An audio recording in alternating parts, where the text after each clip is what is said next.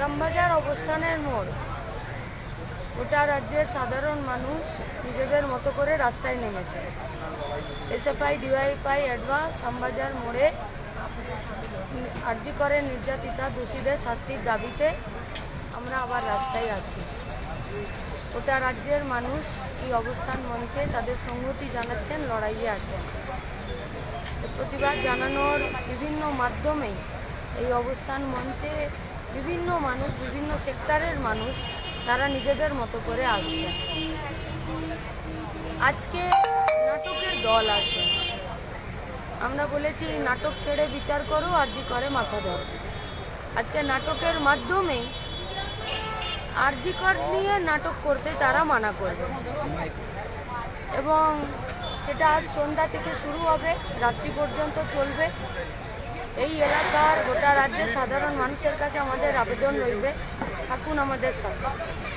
আগামীকাল প্রকৃত যশা শিল্পীদের সাথে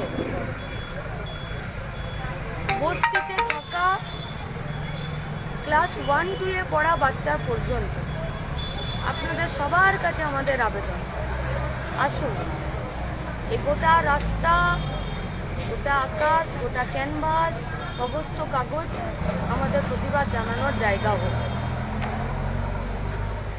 রাজ্যের শিল্পীদের কাছে আমাদের আবেদন, সাধারণ মানুষদের কাছে আমাদের আবেদন, ভবিষ্যতের এক দায়িত্ববান নাগরিক হয়ে যারা উঠবে সেই বাচ্চাদের কাছে এবং তাদের গার্জেনদের কাছে আমাদের আবেদন, আগামীকাল বিকেল 4টার সময় শ্যামবাজারে এই মোড়ে এসএফআই ডিওয়াইএফআই অ্যাডভার এই অবস্থান মঞ্চে আসুন।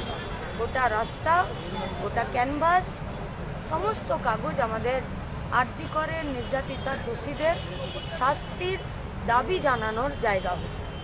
আজকে নাটক, আগামীকাল একে নিজেদের কথা বলে আমরা আরজি করে নির্যাতিতা দোষীদের শাস্তির দাবি আরও একবার জানাব।